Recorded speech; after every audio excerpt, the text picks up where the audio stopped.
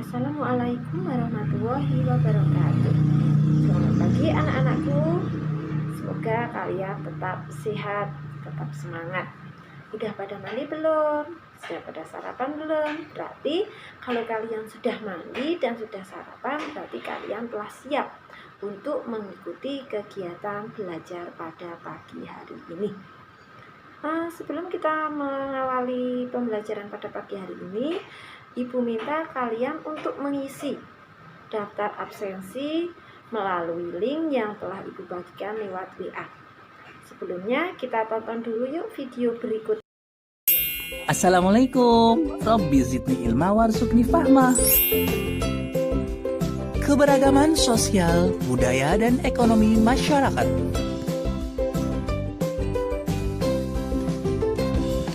Keberagaman sosial yang pertama adalah keberagaman suku bangsa. Terbentuk karena kondisi Indonesia sebagai negara kepulauan. Selain itu, kondisi iklim dan keadaan alam yang berbeda-beda, dan pengaruh kebudayaan asing.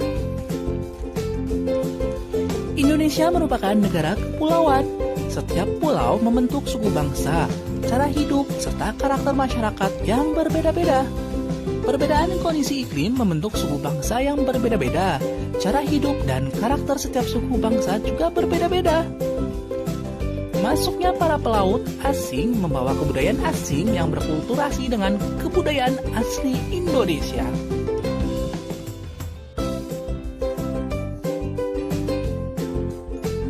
Tindakan yang sebaiknya dilaksanakan di tengah keberagaman suku bangsa adalah sebagai berikut. A. Selalu berkomunikasi dengan bahasa pemersatu, yaitu bahasa Indonesia.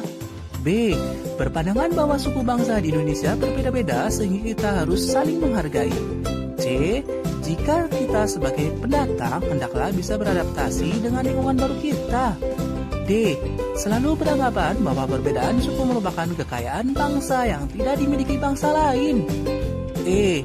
Bersatu dan membuat bangsa Indonesia menjadi kuat dan maju. Sebaliknya, perselisihan hanya akan menimbulkan kehancuran sehingga bangsa kita semakin lemah dan mudah disusupi oleh kepentingan bangsa lain.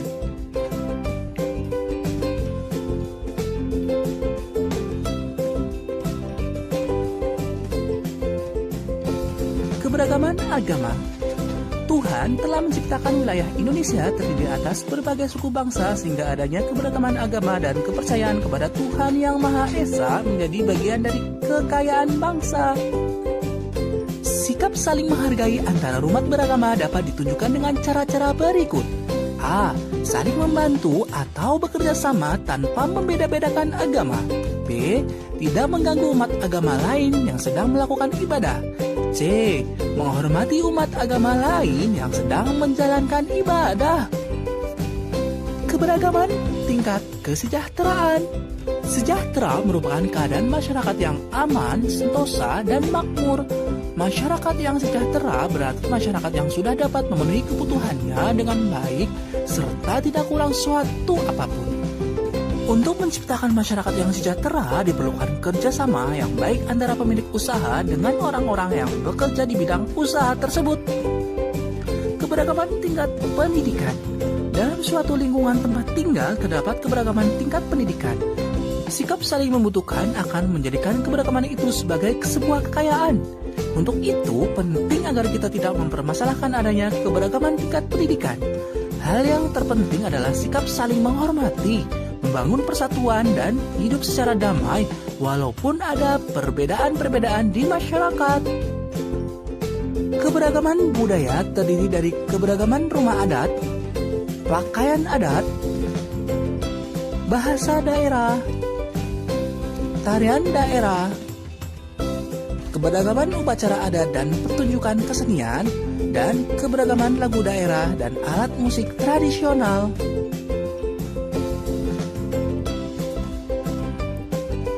Keberagaman ekonomi terdiri dari kegiatan agraris, kegiatan perikanan, kegiatan perdagangan, kegiatan industri, kegiatan pertambangan, dan kegiatan pariwisata.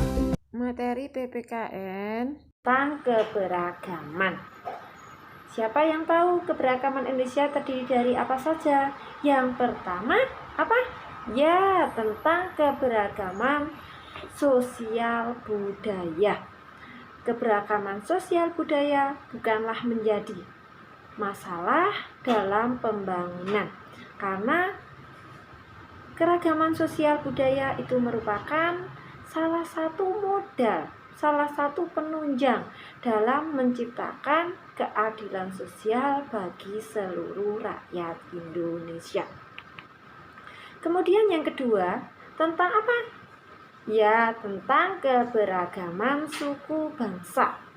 Indonesia dari Sabang sampai Merauke terdiri dari berbagai macam suku bangsa yang berbeda-beda. Tidak ada suku yang sama. Keberagaman selanjutnya adalah keberagaman agama.